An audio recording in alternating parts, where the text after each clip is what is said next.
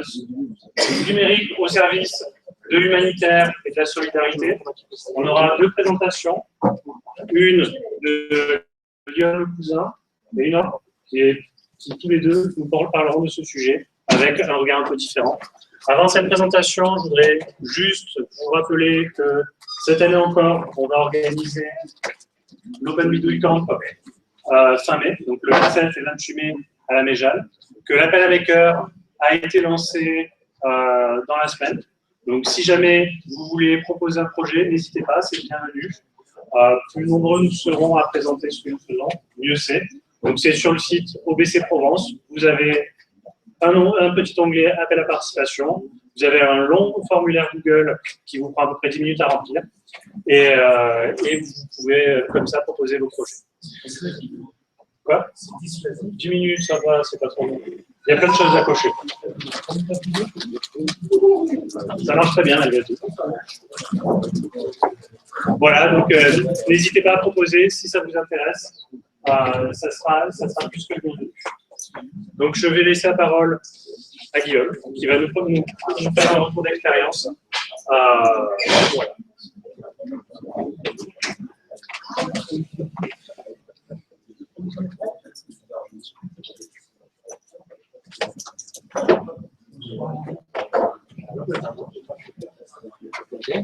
Bonsoir à tous.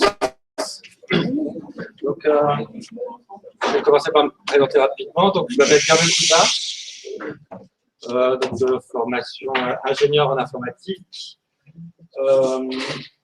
Donc, aujourd'hui, ce soir, je vais vous parler d'une association qui s'appelle Passerelle Numérique, dans laquelle j'ai travaillé pendant 5 ans.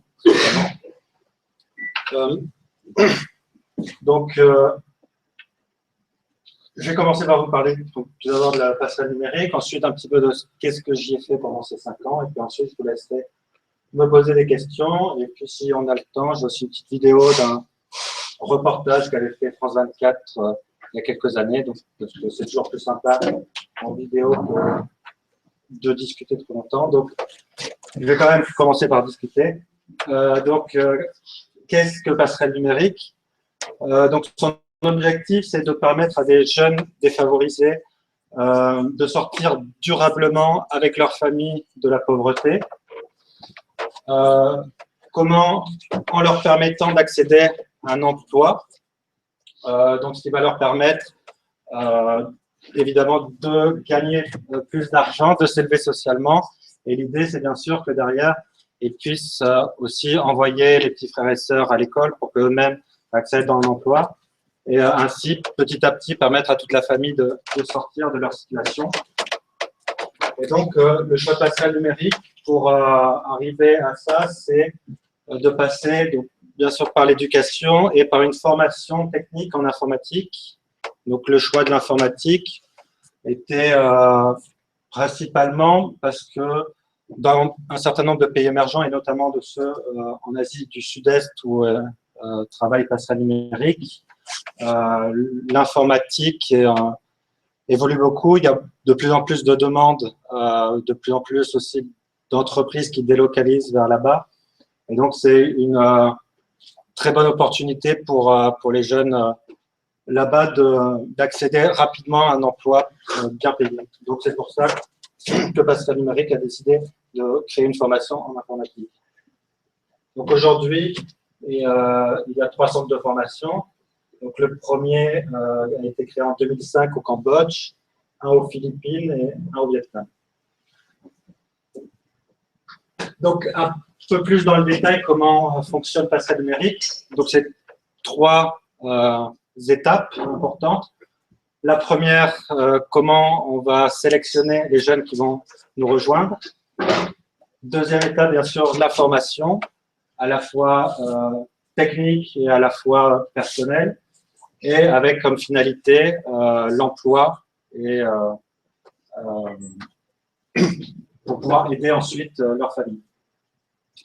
Donc, je vais détailler un petit peu chaque partie. Donc, la sélection, notre objectif, c'est de pouvoir recruter des jeunes motivés, ayant un fort potentiel, mais qui ne peuvent pas accéder à des études, évidemment pour des raisons financières.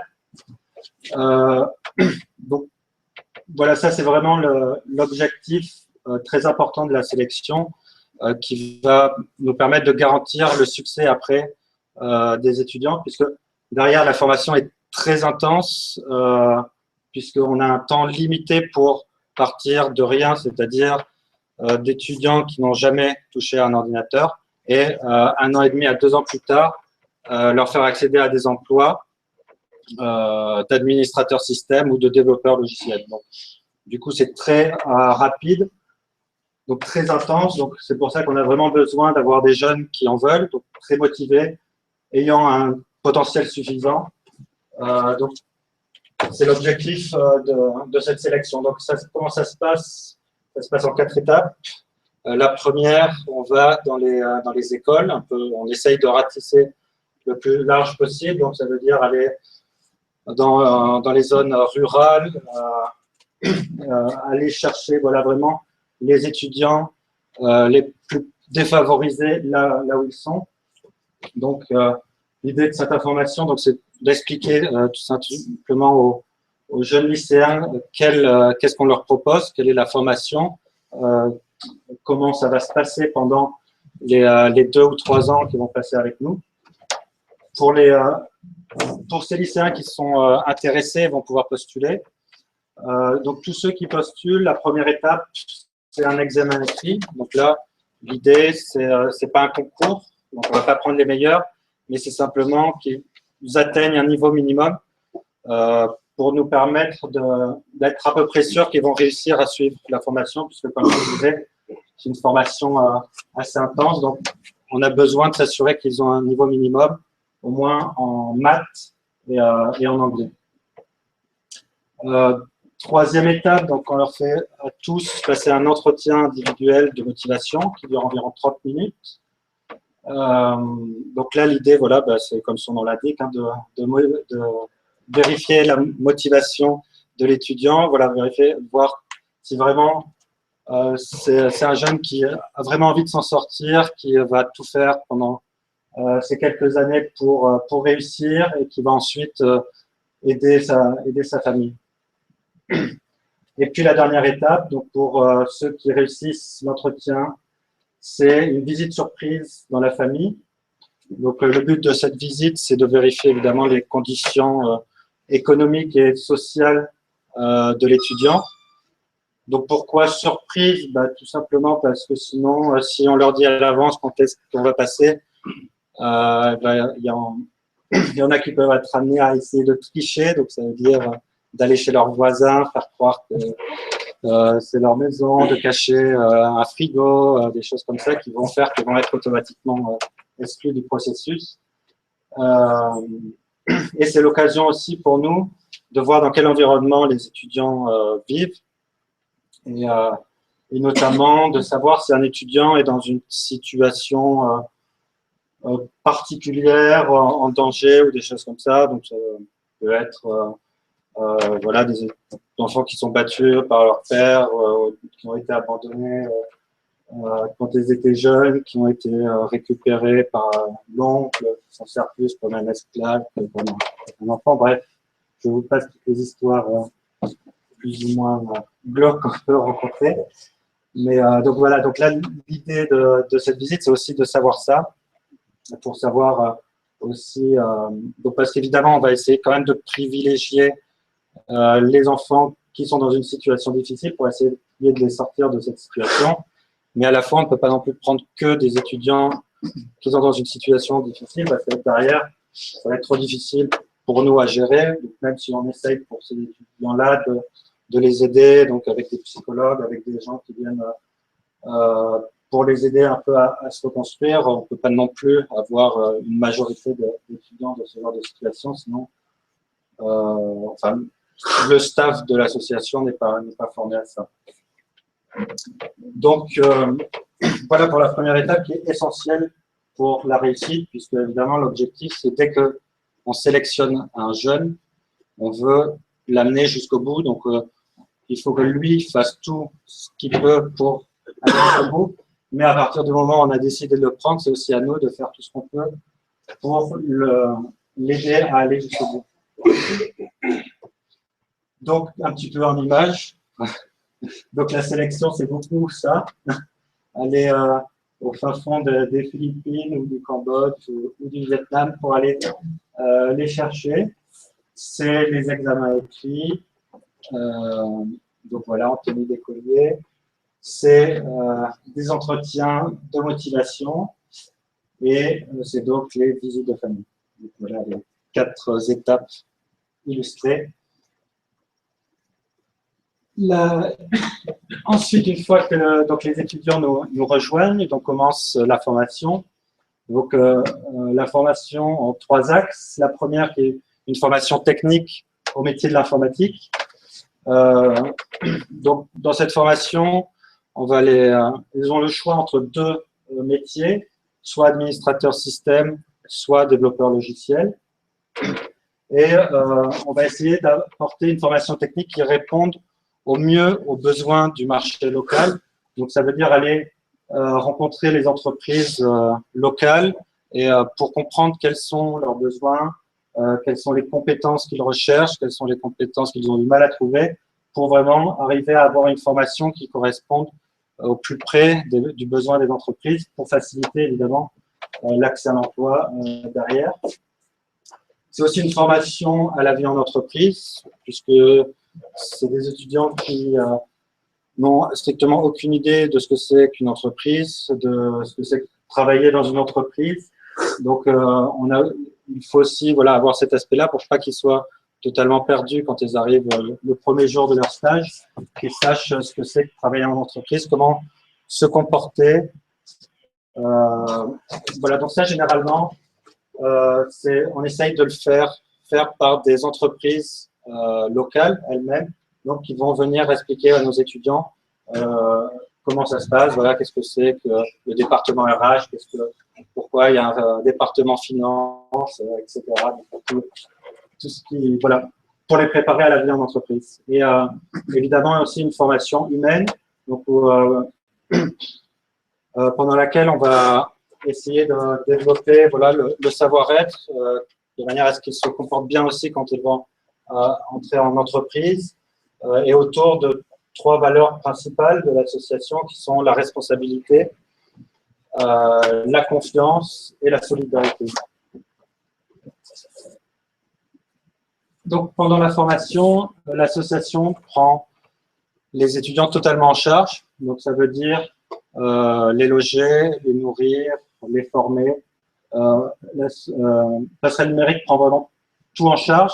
Donc, ça veut dire que les étudiants n'ont plus du tout à se soucier de rien, si ce n'est de se concentrer sur leurs études. Ça veut dire aussi une vie au centre en communauté, donc puisqu'ils sont tous logés dans un centre de passerelle numérique. Donc, dans ce centre, les étudiants sont responsables vraiment de la vie du centre. C'est à eux de tout gérer, donc évidemment assistés par des éducateurs, mais c'est eux qui s'occupent de tout ce qui est cuisine, vaisselle, ménage, aller au marché. Voilà, ils sont petit à petit, on essaye aussi de les rendre de plus en plus autonomes. Donc, au début, il y a un certain nombre d'éducateurs qui les assistent tous les jours. Et puis, petit à petit, l'idée, c'est aussi de les amener vers l'autonomie, savoir faire toutes les tâches de tous les jours par soi-même et puis savoir petit à petit aussi vivre donc, dans un premier temps sans leurs parents, évidemment, puisque là, ils sont au centre. Et puis, petit à petit, être de plus en plus autonomes. Donc, jusqu'à la dernière année où là, ils sont en colloque avec d'autres étudiants dans des petits studios où ils sont totalement, enfin, pas totalement, mais presque totalement en autonomie.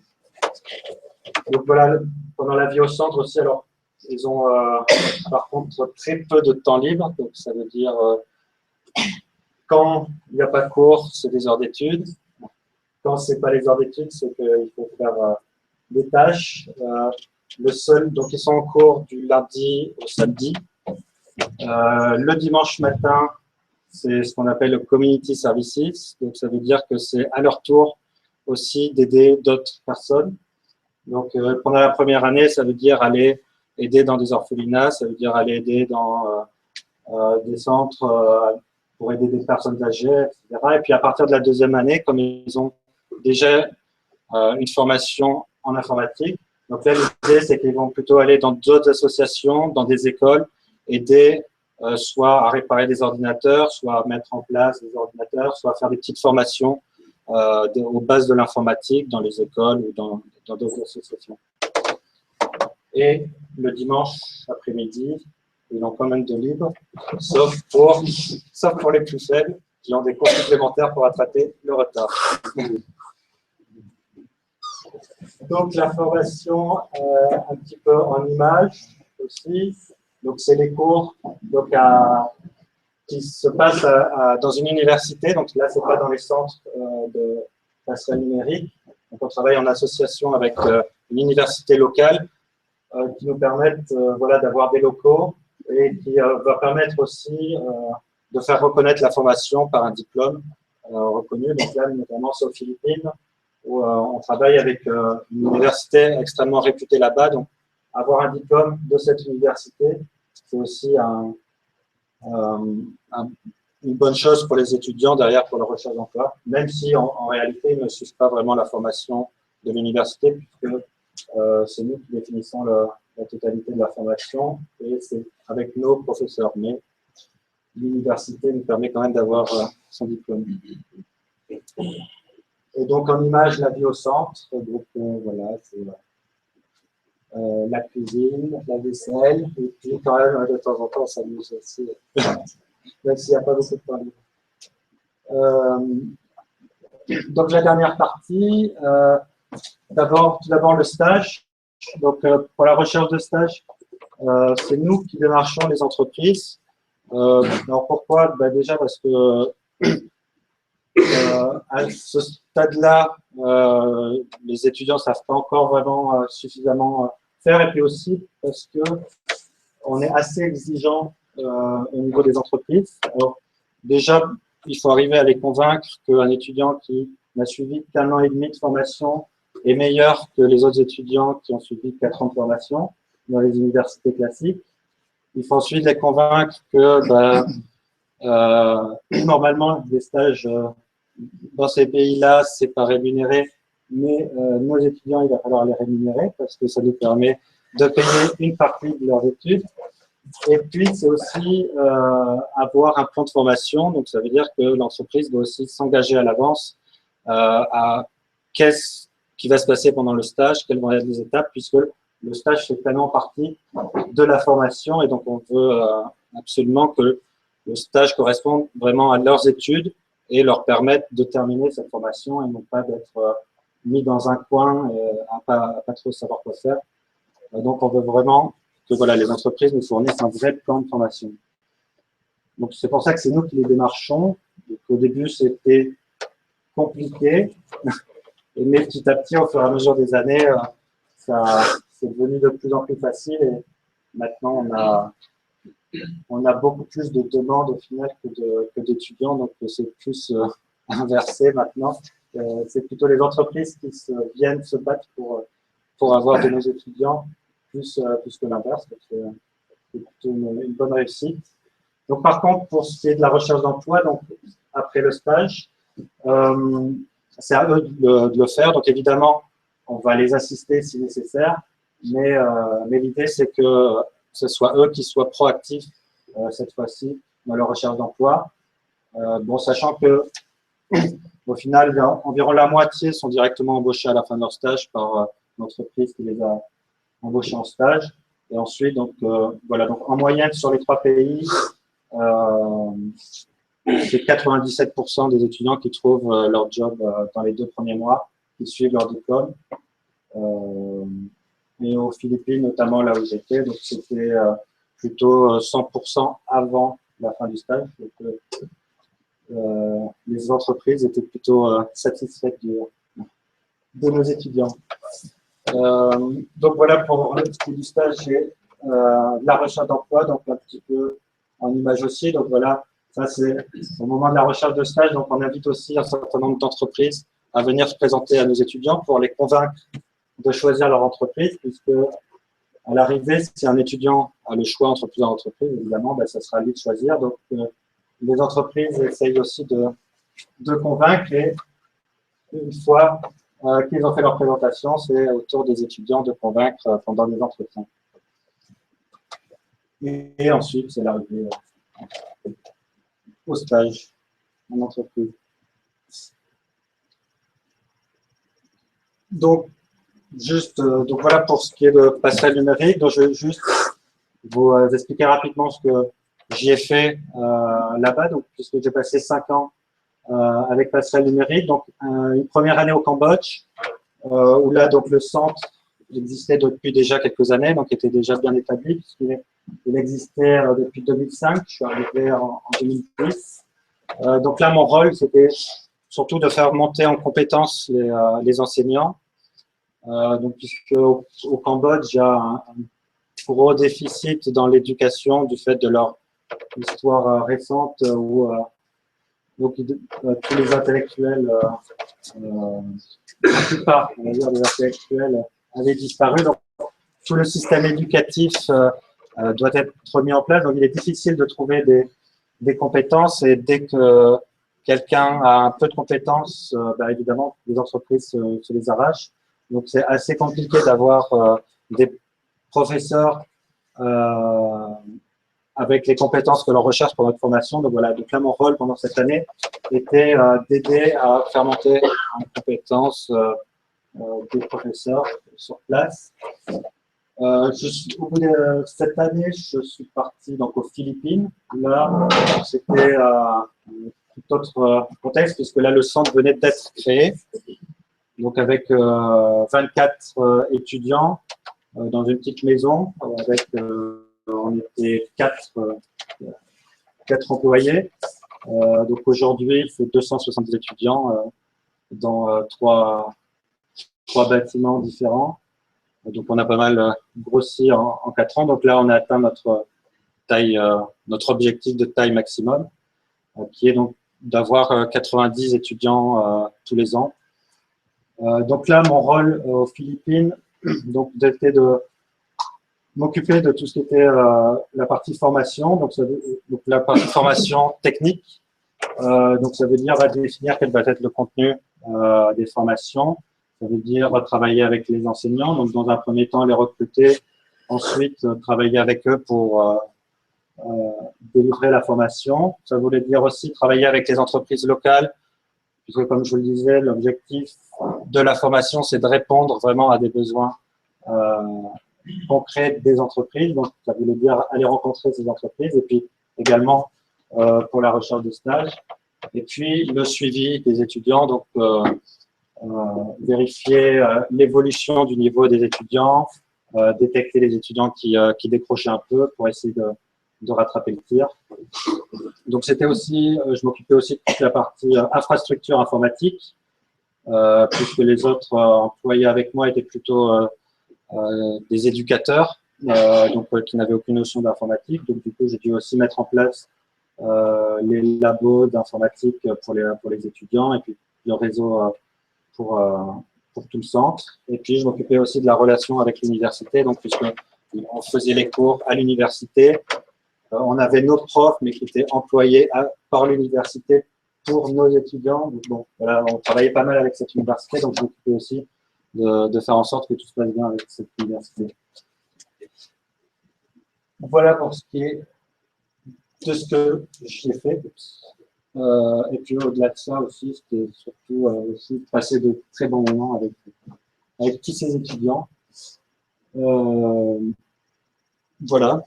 Donc, je ne sais pas si j'ai le temps, mais soit on passe directement aux questions, sinon j'ai un petit reportage qu'avait fait France 24 il y a quelques années sur le projet aux Philippines. Donc, ça peut être sympa aussi de… Comment? Je vais prendre le temps. Une dizaine de minutes. C'est trop long. Sinon, on passe directement aux questions. C'est bon? C'est peut-être un peu la salle qui… Petite vidéo. Allez.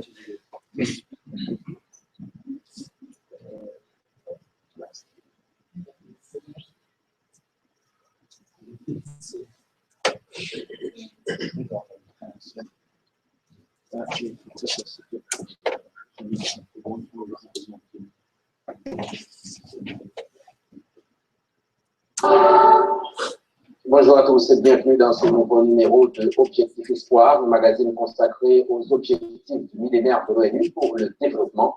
Cette semaine, nous arrêtons sur l'objectif numéro 8, qui vise la mise en place d'un partenariat mondial pour le développement. Nous partons aux Philippines. Le pays enregistre ces dernières années une forte croissance, plus de 4% l'an passé. Pourtant, un quart de la population vit toujours sous le seuil de pauvreté. Une contradiction qui a poussé une ONG française, Passerelle Numérique, à agir sur place. Il ne s'agit pas de construire une école ou un hôpital, ni de proposer des microcrédits, mais d'offrir une chance à des jeunes par le biais de l'informatique. Les adolescents choisis doivent se plier à des règles très strictes pendant les 3 ans que dure la formation. Le but évident, éviter tout échec. Voyez le reportage de Pierrick Laurent et de Johan Baudin.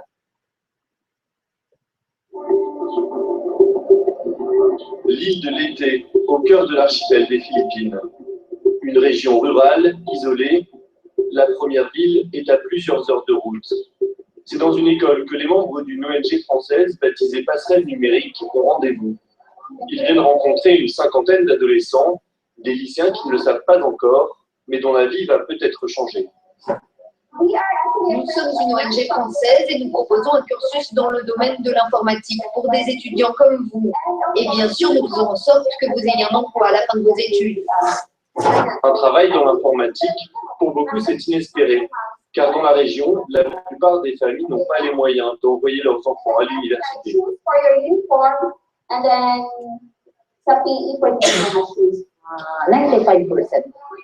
Près de 95% de nos élèves ici viennent de familles pauvres. Leurs parents gagnent au maximum 5 000 pesos par mois. Vous avez 25 minutes, l'épreuve commence maintenant. Bonne chance. Première étape, pour ceux qui souhaitent intégrer le programme, des tests d'anglais, de logique et de mathématiques. Avec ces épreuves, l'ONG entame sa sélection. Pour intégrer le cursus, les conditions sont strictes. Avoir moins de 20 ans et des revenus limités. Au terme du processus, un membre de l'association visitera d'ailleurs chaque famille sélectionnée. C'est un moment très délicat parce que parfois, certaines familles vont chez leurs voisins et font comme si c'était leur maison pour nous faire croire qu'ils appartiennent vraiment aux catégories défavorisées. Donc, c'est une étape cruciale.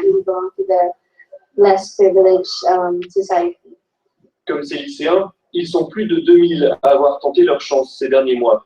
Seuls 90 d'entre eux intégreront la prochaine promotion, mais tous ont déjà la volonté de s'en sortir. L'argent, c'est le principal problème. Il y a aussi le manque de soutien de ma famille. Parce que je me sens souvent abandonnée. Alors je veux leur prouver que je suis quelqu'un. Pour les jeunes sélectionnés, une nouvelle vie commence. 3 ans, loin des leurs, à Cebu, une métropole de 2 millions d'habitants, où des bâtiments flambant neufs côtoient les bidonvilles. C'est ici, dans cette ruelle, que l'ONG a établi ses quartiers. Retour de marché pour les étudiants de première année. Tôt ce matin, ils sont allés faire les courses. À peine rentrés, Ted prépare la table pour toute sa promotion. Là où je vivais avant, je ne devais pas travailler autant. C'est ma mère qui s'occupait de la nourriture. Les étudiants de Passerelle Numérique vivent ensemble pendant la première année. Ils viennent de différentes régions, ne parlent pas toujours la même langue, mais tous ont dû se plier à une vie en communauté. Une vie millimétrée, régie par des règles strictes. Chaque semaine, réunion à l'étage, dans un couloir du bâtiment. Rose, l'éducatrice du centre, fait un rappel à l'ordre. Ne tendez pas vos sous-vêtements à l'intérieur de vos chambres. Ce n'est pas drôle, c'est important. La prochaine fois que je vérifie, vous allez voir ce que je vais faire avec vos vêtements si je les trouve dans votre chambre. Rangement, propreté, les règles ici, c'est aussi Pas de téléphone portable, pas de petite amie. Les études passent avant tout.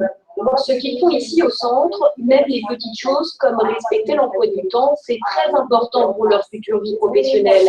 Parce qu'en entreprise, ils auront des emplois du temps très rigides. Travailler dans une grande entreprise, c'est le rêve de tous ces jeunes. À Cebu, le secteur des technologies est en plein boom. Informatique, call center, les multinationales qui délocalisent aux Philippines sont chaque année plus nombreuses. À la clé, des milliers d'emplois pour les jeunes Philippins. C'est ici que je travaille, au 7e et 8e étage, chez Alliance. Catherine est en 3e année du cursus. Elle sera diplômée dans quelques jours. Depuis 1 an et demi, elle est stagiaire et travaille en alternance dans cette entreprise qui crée des logiciels. Ici, c'est mon bureau. De ce côté, c'est mon équipe qui gère le réseau informatique. Ici, c'est le serveur. C'est une zone interdite. Mon équipe est la seule autorisée à entrer dans cette pièce. Et en général, c'est là que je travaille, puisque je suis administratrice du réseau. Pendant toute la durée de son stage, Catherine est rémunérée à 75% du salaire minimum, une somme versée directement à l'ONG pour financer ses études.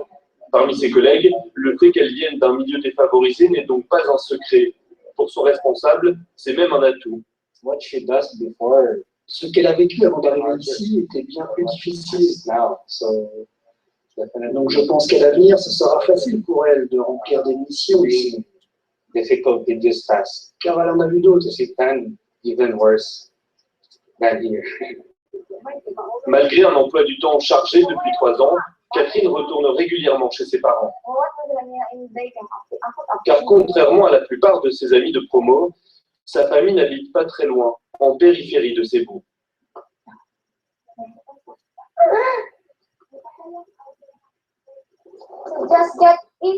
Allez-y, entrez.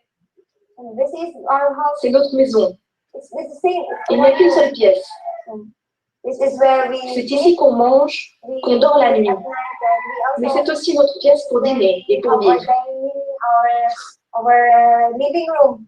4 personnes dans moins de 10 mètres carrés. La mère de Catherine fabrique des cartons. Son père est ouvrier sur des chantiers. À 2, ils ne ramènent pas plus de 100 € par mois, l'équivalent d'un salaire moyen aux Philippines. Catherine, qui a déjà une promesse d'embauche, gagnera 3 fois plus dès son premier emploi. Elle va pouvoir nous aider pour envoyer son frère et sa sœur à l'université. Et elle va pouvoir nous aider aussi à améliorer nos conditions de vie. On lui fait confiance. C'est une fille super. C'est bien là l'objectif de Passerelle numérique, donner sa chance à un enfant, puis faire jouer la solidarité pour que toute une famille sorte de la misère.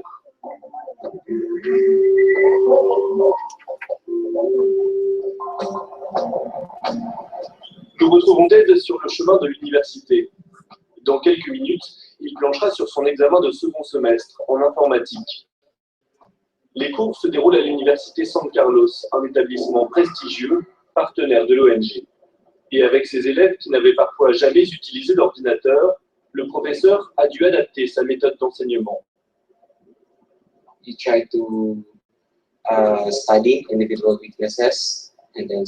D'abord, il faut chercher quelles sont leurs faiblesses individuellement.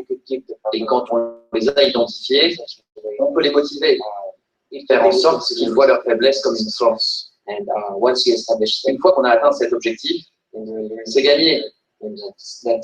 On peut accélérer leur apprentissage et les pousser à engranger un maximum de connaissances. Justement, l'heure est à la concentration. Et comme le craignait Ted, l'examen n'est pas vraiment une partie de plaisir. Ça me paraît difficile. Je pense qu'il va me falloir me creuser les méninges pour réussir. Après les cours, moment de détente sur le campus.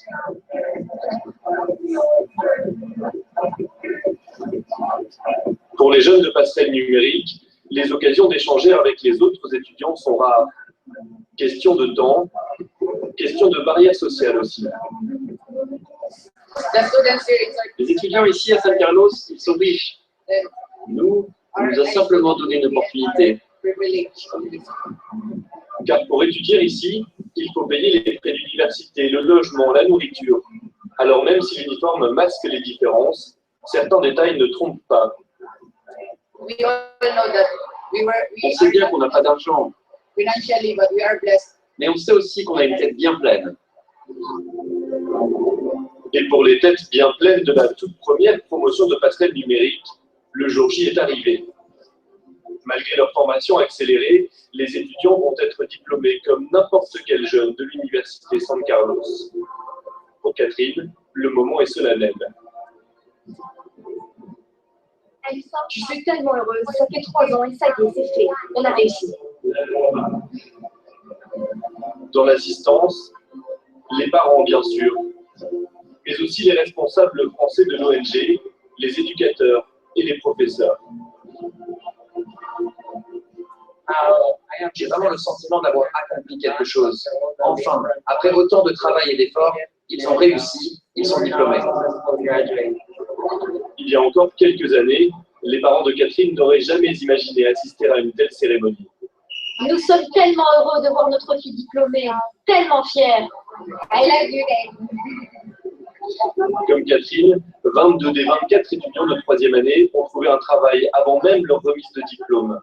Pour les prochaines promotions, la voie est toute tracée, avec à la clé la promesse d'une nouvelle vie.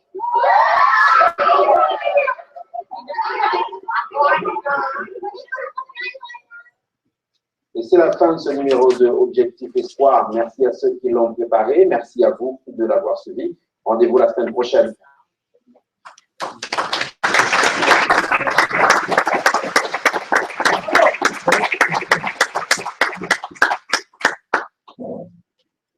S'il y a des questions, peut-être. Oui. Je voulais savoir comment vous inscrivez par rapport aux formations qui sont données localement. Enfin, est-ce que c'est un diplôme vraiment à part entière? Comment Alors, en fait, et mon autre question derrière, c'est comment vous êtes perçu à la fois par les universités, les étudiants entre eux par rapport aux étudiants, et est-ce que vous êtes vus comme des partenaires, comme des concurrents, totalement non, pour répondre déjà à la première question, donc effectivement, c'est une formation un peu à part, donc qui n'est pas reconnue par les ministères, par l'État, etc. Donc, c'est pas comme, enfin, un peu comme on a en France aussi, enfin, c'est pas reconnu par l'État. Mais par contre, le fait que ça soit délivré par une université qui elle-même est reconnue et très réputée, ça permet aux étudiants, en fait, ça permet de donner vraiment de la valeur aussi à ce diplôme, côté image. Après, côté qualité, généralement, alors les formations classiques, déjà, c'est des formations en 4 ans. Donc la première année, ils font absolument rien de technique, donc c'est beaucoup de matières générales et qui sont imposées par le gouvernement. Donc déjà, voilà, ils partent d'1 an. Et ensuite, la qualité est souvent pas... Elle est correcte, mais elle n'est pas souvent extraordinaire. Il y a aussi pas mal d'absentéisme de profs. Donc au final, c'est comme ça aussi qu'on arrive à faire la différence par rapport aux formations normales, par rapport aux entreprises. C'est que déjà, on répond mieux à leurs besoins. Et au final, ils sont davantage prêts d'un point de vue technique aussi parce que on leur fait faire beaucoup de pratiques. Donc, on a beaucoup moins de théorie que les formations classiques et beaucoup plus de pratiques. Par exemple, en 1 an de notre formation, ils ont beaucoup plus de pratiques qu'en 4 ans de formation classique. Donc, c'est vraiment, on a beaucoup axé aussi sur la pratique. On veut que quand ils arrivent en entreprise, ils soient capables de faire des choses. Donc, c'est ce qui fait aussi la différence. Et puis, à côté de ça, le fait qu'ils aient une grosse patate et veulent vraiment arriver à faire des choses. Et au final, les entreprises, du coup, voient aussi cette grosse différence par rapport à des étudiants plus classiques. Et, du coup, nos étudiants, généralement, vont vraiment être prêts à tout donner pour réussir. Et ça fait aussi la différence. Alors après, pour la deuxième question par rapport aux relations avec l'université et les autres étudiants, alors c'est vrai que nos étudiants du coup sont vraiment à part entre guillemets des autres étudiants parce qu'ils n'ont pas trop le temps de croiser les autres. En plus, ils sont toujours tous ensemble dans nos cours. Il n'y a jamais de cours qui sont faits avec d'autres étudiants. Alors, au début, ils étaient plutôt vus comme les classes de pauvres, la petite formation en 2 ans. Et au final, maintenant, c'est plutôt, ils veulent s'inscrire à la formation, mais malheureusement, ils sont pas assez pauvres. Donc, on les refuse. Après, avec l'université, ça se passe assez bien. Ça a un peu des hauts et des bas. Surtout qu'au début, l'idée c'était que en fait, qu'on travaille avec leurs profs. Et au final, on s'est assez vite aperçu que notre formation ne correspondait pas à ce qu'ils avaient l'habitude de faire. Et donc, ça ne marchait pas, en plus de l'absentéisme. Donc, du coup, c'est vrai qu'au moment où on leur a dit, finalement, on va embaucher nos profs, bon, là, c'était une période un peu plus difficile dans les relations. Mais sinon, dans l'ensemble, ça fonctionne bien. Et voilà, maintenant, enfin, ouais, ça se passe plutôt bien. Oui? Si c'est un engagement total, visiblement, c'est un engagement total de la part des étudiants. Mais compte tenu de la mise en œuvre pédagogique et du quotidien, c'est aussi un engagement total de la part des étudiants. Oui, oui, bah, toute l'équipe est effectivement très, très impliquée. Pratiquement. Mais quand on a des jeunes motivés aussi, ça motive à se donner aussi pour. Oui. Si vous travaillez sur le contrôle des États, des accords. Alors au Cambodge, on est reconnu en tant que, enfin on a un vrai diplôme aussi reconnu de l'État, donc tout est très officiel et très reconnu. Aux Philippines, donc comme je le disais, la formation n'est pas reconnue, mais on n'a pas on a un statut d'association, mais on travaille assez peu, on travaille pas vraiment en fait avec le gouvernement. Là-bas, on travaille davantage avec les écoles publiques, mais pas tellement avec le gouvernement. Au Vietnam, c'est plus compliqué parce que on est moins libre de faire ce qu'on veut.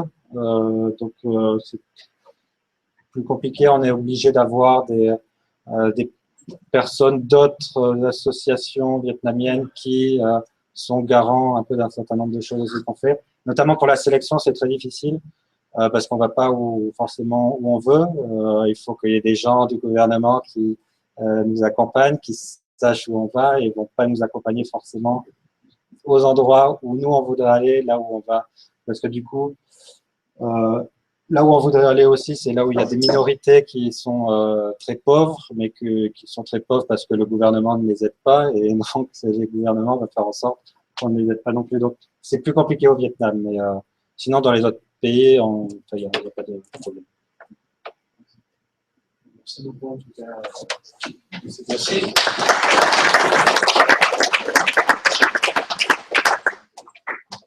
Alors, seconde présentation sur le thème de la solidarité, donc, avec Jean-Pierre, qui a parlé de connexion commune que l'on conduit entre le relais possible, le lab et d'autres acteurs. Donc,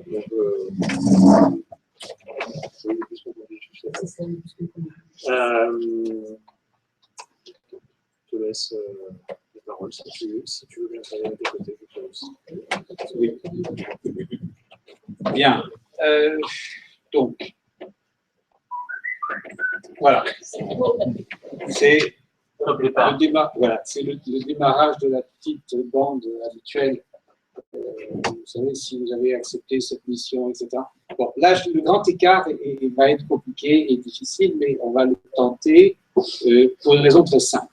Effectivement, il y a l'humanitaire, les ONG. une réalité, un modèle culturel que nous avons vu. Et puis il y a, j'ai enseigné d'ailleurs, y compris à l'université, dans les politiques culturelles et l'aménagement du territoire, j'avais mis un cours sur l'humanitaire et la culture et l'action culturelle. Celle-ci est une action de formation éducative que nous n'avons pas.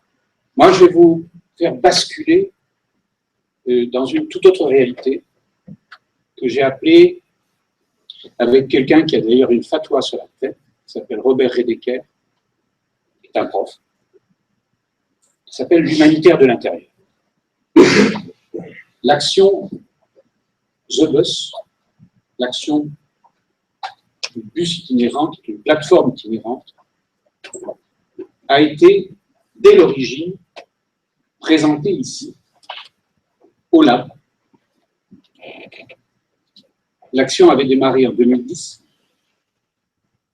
Le Lab est né quelques temps après. Et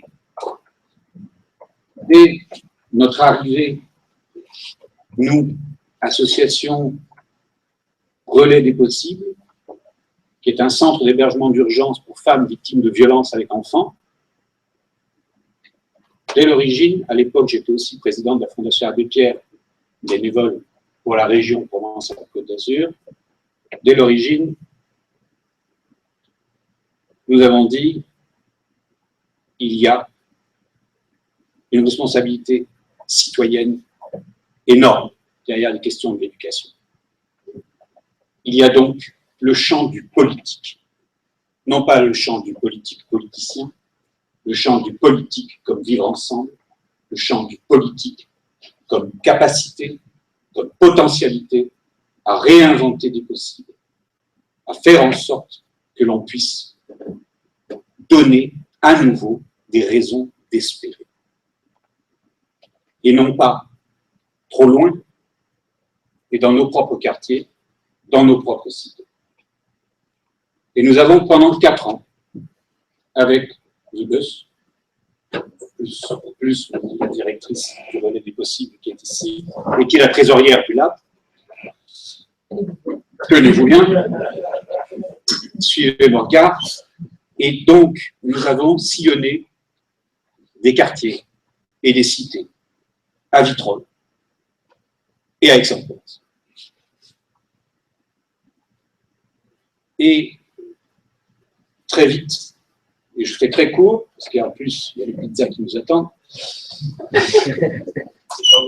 Non, mais je sais ce que je dis, parce que l'objectif, c'était que je sois très court et qu'ensuite, la parole circule au maximum entre nous, parce que par rapport à cette action, on va demander que cette collaboration Relais des Possibles, Fab Lab, Maïs International, qui veut dire Mouvement, Action, Information, Solidarité, pour des forces d'intervention culturelle pour un nouvel art d'habiter la Terre. Et il faut le faire. Et ici, il n'y a que des makers, il n'y a que des faiseux. Il y a ceux qui sont connectés avec les réseaux de ceux qui disent on se prend en main, on y va, on ouvre et on agit. Je reviens à mon propos. Que fait ce bus, que fait cette plateforme, et pourquoi aujourd'hui la proposition de faire en sorte qu'il soit poétique et numérique?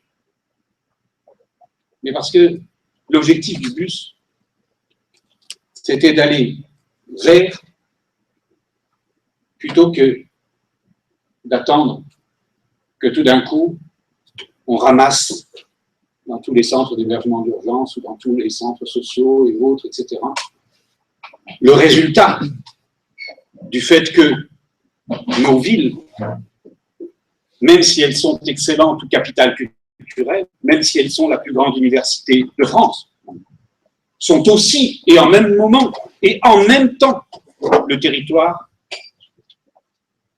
et cette fois-ci on peut parler du terme de guerre, urbaine, existante, et en tous les cas d'inégalité telle qu'effectivement, les violences sont toutes. Parmi ces violences, il y a le fait qu'effectivement, il y a un certain nombre de fractures, dont celles numériques, qui sont existantes et que nous avons, nous, les moyens, nous semble-t-il, en tous les cas, non pas de traiter, pas complètement, mais en tous les cas, au moins d'en parler. Et c'est la raison pour laquelle, dès le début, on a proposé au lab, ensemble, on a coécrit, avancé, des propositions pour que, à partir de maintenant, dans le journal de la ville, je crois même qu'ils ont mis fin mars, c'est ça? On est un peu en retard. Donc, The Bus reprend, mais il reprend avec une volonté, une envie de faire en sorte que là où nos utopies, là où nos raisons d'espérer, et Dieu sait si nous en mettons chaque fois que nous nous rencontrons au lab, et Dieu sait si chaque fois c'est porteur, nous voudrions que ça puisse aussi un petit peu essaimer jusqu'à ces endroits dans lesquels on rencontre, nous en tout cas, habitués à l'écoute, avec des équipes d'écoute, des femmes d'abord, peu d'hommes. Vous voyez déjà aussi une chose intéressante par rapport à la configuration qui est la nôtre ici. Intéressante. Ces femmes nous ont interpellés, nous interpellent en permanence en disant nos jeunes, nos enfants font des choses que nous ne comprenons pas.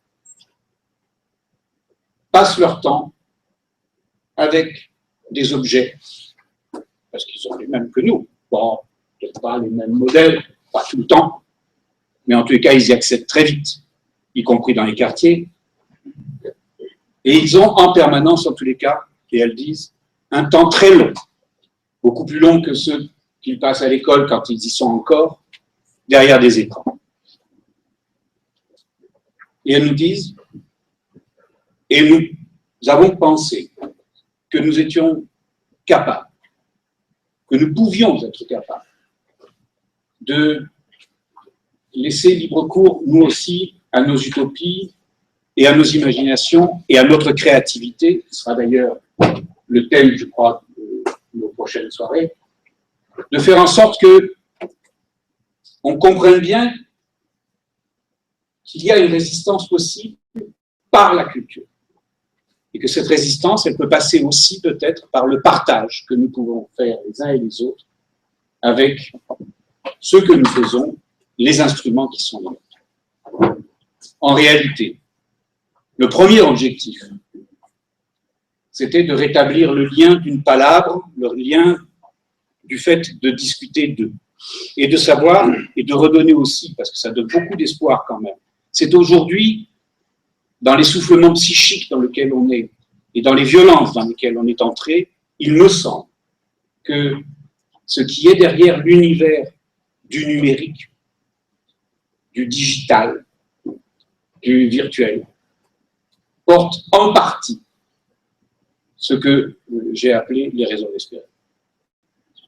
Très concrètement, ce que je suis en train de vous proposer.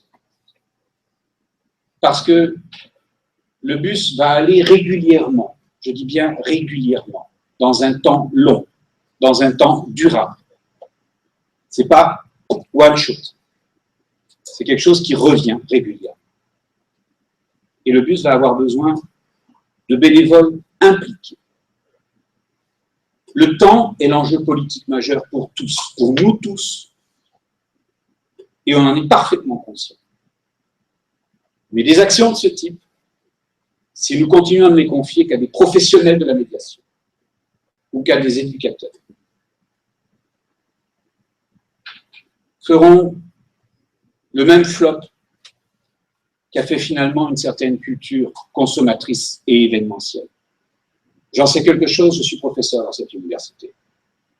Et ce qui me désole, c'est quand évidemment, je donne moi des diplômes à bac 5 à des gens que je considère désormais, pratiquement, actuellement, en partie acculturés.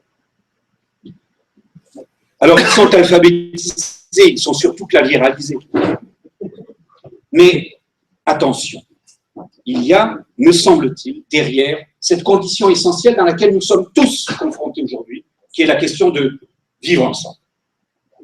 Et cette question-là, il faut aller à un moment donné au front, contre-front, si vous voyez ce que je veux dire, au contact. Parce que sinon, effectivement, les exemples qu'on a déjà eus, pour ceux qui ne doivent pas être très loin de mon âge, il y en a quelques-uns ici. Rappelez-vous, les années 70, avec ces crises, comme d'hab, et ces terrorismes, comme d'hab. Les années 80, avec ces crises, comme d'hab, et ces terrorismes, comme d'hab. J'étais en Italie à l'époque, gli anni roventi di fuoco, les années de plomb, pareil. Les années 90, pareil. Et 2000, merci les tours, au contact. On a un numérique. Oui, mon propos est politique, au sens le plus noble du terme. On a besoin du bénévole pour mener cette action, mais pas que. On a aussi besoin de s'autoriser de nos désirs, de se lâcher, de dire qui a des idées, qu'est-ce qu'on peut faire, quel genre d'action, qui a envie de rejoindre ce propos, cette aventure. Si ça reste une opération bien orchestrée de professionnels, entre guillemets, que nous sommes, à la fois de l'action culturelle, de l'action sociale, de l'analyse, de la psychanalyse, de ceci, de cela, excuse-moi, voilà, oui, ça pourra fonctionner. Uniquement si effectivement il y a un sens aux collaborations qu'à mon avis, aujourd'hui, un lab, dans son ouverture, doit pouvoir porter. Donc, moi je propose une chose, c'est que le brain que j'avais pensé animer à partir d'ici, je peux très bien l'animer avec la pizza à la main. Moi je sais animer, ça il n'y a pas de problème. Moi pour faire circuler la parole et circuler au fait. Mais je pense que je prends 2-3 questions pratiques, techniques, directes, si vous en avez, et ensuite je propose que chacun dise, mais moi je ferais ça, ou bien je pourrais faire ça, ou bien, nous c'est simple. Les équipes professionnelles qui chaque fois vont aller dans les ateliers préparés pour le bus, c'est-à-dire l'intervenant artistique par exemple, ou l'éducateur, ça nous avons. Mais s'il n'y a pas de citoyen, s'il n'y a pas de citoyenne, s'il n'y a pas de bénévole, le tandem restera un tandem compétent, professionnalisant, mais... Pardon ? Président de la Fédération. Tandem, j'en ai là, j'en ai un là, mais je ne peux pas avoir que celui-là. Et je voudrais savoir si j'ai été assez clair, si je n'ai pas été, je peux préciser, mais en tout cas, je viens vous demander finalement ce que j'avais de plus précieux. Bien sûr. C'est la seule chose la plus précieuse. Parce que je le disais quand j'étais président de la Fondation Abbé Pierre, je vais vous le redire. Et il faut arrêter de faire peur à tout le monde, et surtout à nos plus jeunes, et surtout à nos étudiants, en leur disant il n'y a pas de moyens, il n'y a pas d'argent, il n'y a que ça dans nos pays. Quand on vient de l'expérience que tu nous as montrée, il n'y a que ça dans nos pays. Du pognon, il y en a partout. Dégouline, dans tous les coins. Je vous en fais la preuve quand vous voulez. On parlait tout à l'heure de la Française des Jeux, dont le siège est à Vitrolles, 87 milliards, dirigé par qui? Des polytechniciens, des X, tous du ministère des Finances, tous sortis de la botte. Donc on peut discuter. Donc on doit pouvoir discuter. En tout cas, moi je sais une chose, c'est que l'expérience longue, interministérielle, qui est la mienne, me pousse à dire que plus les citoyens que nous sommes récupèrent leur volet d'action, leur volant d'action, donc en venant de nous, cette denrée bien plus importante et sans prix, sans coût, qu'est un peu de temps, ce genre d'opération pourra être assez extraordinaire. D'abord parce que moi, depuis que je suis au lab, je suis époustouflé par le type de richesse et les différences de richesse que je rencontre chez les unes, chez les uns, chez les autres. C'est absolument incroyable. Pourquoi? Parce qu'on a tous des parcours de vie. Mais alors ça va, bon, ils sont partis, Rémi, depuis petit. Non, ils étaient là tout à l'heure, qui est venu me chercher, me dit voilà, on partage ça. Hein, tu as vu? Déjà, il était en train de me poser des questions. Bon, voilà, je veux dire, il y en a absolument, absolument pour tout le monde, pourvu que s'agisse bien d'ouvrir. J'ai fini. Basta.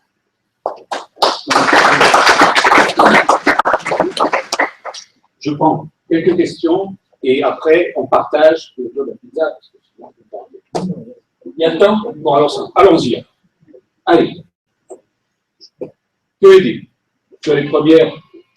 Ouais, c'est le téléphone, il faut les arrêter complètement. Est-ce que. Concrètement, en quoi ça peut consister Alors, concrètement, en quoi ça peut consister? Alors, je vais te donner un exemple. Dans les dernières actions qu'on a imaginées, on va déjà tout ça, celle qu'on a conduite. Vas-y. Parce que. Allez. Ce qu'on a déjà fait, au moins ça c'est complet. Après, ce qu'on peut faire, il y a encore beaucoup de façon possible.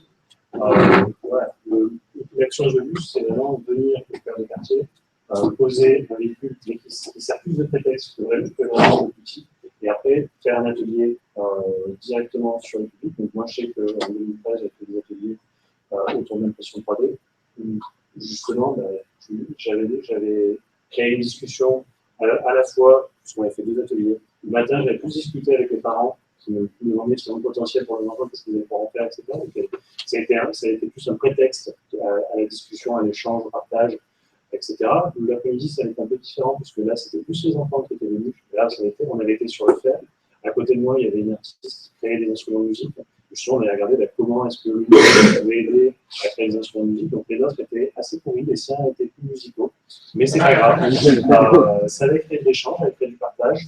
Il y avait justement un regard un peu croisé sur comment elle, avec des pratiques plus manuelles, elle faisait ses instruments. Nous, comment avec nos pratiques plus numériques, on pouvait aussi rajouter une dimension à ce qu'elle faisait, et ça crée du. Voilà un exemple d'atelier qu'on avait conduit. Ce qu'on peut faire, c'est multiple et varié. Mercredi dernier, par exemple, on était à Emmaüs sur la journée de l'eau. Donc là, encore une fois, on vient avec des outils numériques. On nous appelle atelier numérique, donc les gens se disent qu'est-ce qu'ils vont faire. Là, on était venus, on a montré comment faire une jardinière verticale, dans laquelle on allait avoir des plantes qui étaient en hydroponie, et sur lesquelles après on avait une circulation d'eau avec une petite ontarière d'aquarium qui refaisait circuler l'eau et qui permettait justement d'avoir un système qui était relativement économe en eau. On aurait pu le couper avec un côté aquaponique, on ne va pas encore assez travailler pour ça, mais en tout cas ça montrait qu'il y avait des possibles et que finalement la fabrication numérique que nous on pratique, ça pouvait justement aider dans tout plein de domaines différents et ouvrir un petit peu les possibles et faire un peu rêver. Moi, personnellement, je trouve que faire du numérique derrière un écran, c'est pas très drôle. Même si c'est comme ça qu'on le pratique le plus souvent. Et que justement, aller au contact, montrer qu'on peut réaliser des choses concrètes, c'est un peu la démarche dans laquelle on est là. Et la présenter aux plus jeunes, à d'autres publics qui ne sont pas sensibilisés, qui n'ont pas accès facilement, ça peut créer du désir, créer de l'envie. Et moi, en tout cas, c'est ce qui m'apporte. Je participe à ces ateliers. Alors nous, sinon, sur les autres ateliers qu'on a menés sur les 15 dernières années, on en a mené à peu près 3 sur Vitron par semaine et 2 sur Aix. Et on a à peu près utilisé, je dirais, tous les champs artistiques possibles et imaginables, du conteur, aux musiciens, à l'art plastique, à des créateurs, la danse, le théâtre, voilà. Ça dépend un peu des rencontres aussi avec des artistes. Et ces derniers temps, c'est vrai qu'on a aussi des ateliers très sur les plantations, sur les jardins, des choses qui améliorent l'habitat. Et l'objectif des ateliers, c'est pas simplement de refaire le centre social à côté, qui a déjà sa mission, mais c'est d'essayer vraiment de travailler sur le vivre ensemble. On s'est rendu compte comme ça que des personnes qui habitent dans le même immeuble ne se connaissent pas, ne se parlent pas et ne s'entraident pas. Et à l'occasion d'un atelier, réalisent qu'elles habitent à peu près à 2 portes et qu'elles n'ont jamais pensé que quand une est malade, l'autre mener le gamin ou des choses comme ça. Donc l'idée, c'était avec des supports un peu de plaisir, parce qu'il faut quand même bien se dire qu'actuellement, un certain nombre de personnes vivent dans les cités des choses extrêmement difficiles. Alors pas de pauvreté aussi caractérisée qu'effectivement dans des pays tels que vous les avez présentés, mais il y a quand même des précarités, des pauvretés et des souffrances, parce que c'est quand même pas si évident que ça de vivre dans une vie comme la nôtre quand on est très pauvre.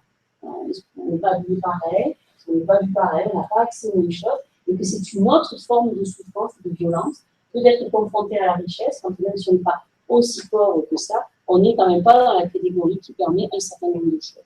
Et ensuite, ces dernières années, avec les problèmes que l'on connaît, hein, c'est-à-dire voilà, tout ce qu'on entend à la télé tous les jours, la guerre, les morts, le djihadisme, les machins, les choses, il y a aussi de grosses culpabilités dans le quartier sur ces questions-là, des renoncements à se voir positif et finalement à être absorbé sur un certain nombre de questions comme ça. Et nous, notre souhait, c'était vraiment de lutter contre l'isolement à partir, on va dire, pratiquement de tout outil possible qui va favoriser que les gens parlent entre eux sur ce moment et qui ensuite vont pouvoir en faire autre chose. Et aussi de décloisonner, puisque quand on travaille sur Pinette, on a fait une fête de quartier après 6 mois d'atelier avec interculturel, puisque c'était une demande des habitants qui avaient connu ça il y a une quinzaine d'années et qui ne le vivaient plus. C'est-à-dire chacun chez soi, chaque culture ensemble. Voilà, l'objectif, c'est ça. Et ces dernières années, c'est vrai qu'on est allé plus sur le numérique, parce que nous, on a une grosse préoccupation sur le numérique, c'est-à-dire que ça fait une fracture supplémentaire. La dématérialisation des dossiers pour nos publics est une catastrophe. D'ailleurs, il y a des ruptures de financement de la CAF et des choses comme ça, parce que les gens ne savent pas remplir les dossiers Internet. Et c'est les gamins qui le font, avec une responsabilité phénoménale. Et ensuite, il y a des coupures très difficiles. Donc, c'est vrai que l'objectif du but, c'est vraiment, on ne va pas dire l'humanitaire de l'intérieur, mais c'est quand même une préoccupation d'éviter d'autres fractures et de travailler aussi sur les précarités et la pauvreté. Et c'est vrai que ces derniers temps, on s'est rapproché du lab et aussi de l'écologie, on va dire, parce que c'est quand même des choses pour lesquelles les personnes adhèrent vraiment. Et on sent qu'il y a une grosse envie sur ces questions-là, et encore une fois, une grande distance. Même si les enfants utilisent l'ordinateur, c'est pas toujours à bon escient. Pas forcément pour apprendre, c'est pas forcément pour des choses de recherche ou des choses comme ça. Donc c'est vrai que voilà, notre projet, c'est ça. La dernière chose, moi j'ai été frappé chaque fois que je me suis rendu à Corcy, à Besson et à Pinette, de la distance, c'est pas très loin hein, à Rodoiseau, hein, de la distance qui existait avec, ne serait-ce que l'idée même de qu'on se fait, de ce que c'est qu'une université, ou de ce qu'on se fait d'un établissement culturel. Même s'il est à 300 ou 400 mètres, on n'y va pas, c'est pas pour nous. S'il n'y a pas un accompagnement minimum. Moi, j'ai rencontré à Pinette, c'était la dernière fois, c'était à Pinette, 2 étudiants qui avaient tenté une première année. Ils faisaient partie de ce mon père, on en perd beaucoup. J'ai des collègues ici, hein, quelques-uns. On en perd énormément. Là, ça a été une occasion de les retrouver, d'en parler. Et je pense que, par exemple, un certain nombre de nos étudiants font partie du lab. Là encore, si on s'organise comme il faut, c'est un bout de temps de chacun, mais ça peut être extrêmement important que tout d'un coup, un étudiant qui est en train de faire un cursus à peu près normal, classique, avec les difficultés qu'on a, j'en ai quelques-uns là, hein, je veux dire, peuvent tout d'un coup être bien meilleurs interlocuteurs que tout d'un coup un discours asséné ou une leçon. Je ne pas des leçons. C'est juste, on se rencontre, tu fais quoi? Tu es là-bas? Ah, t'es jamais venu? Bah, viens avec moi, tu vas voir. Les cours ouverts, les endroits ouverts, il y en a. Le lab, c'en est un. Pousser la porte d'un IUT. Moi, j'ai ici, dans cette ville, des centaines et des centaines de jeunes qui n'ont jamais poussé la porte d'un établissement. Nous avons en France un système extrêmement sacralisant des lieux institutionnels. C'est ces choses-là que, à mon avis, un bus et des gens qui passent leur temps, finalement, à se dire « j'agis, je fais », peuvent nous aider à faire.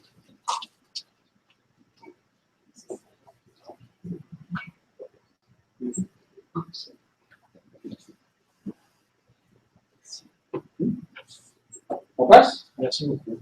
On passe à côté, on y va. Alors, hop.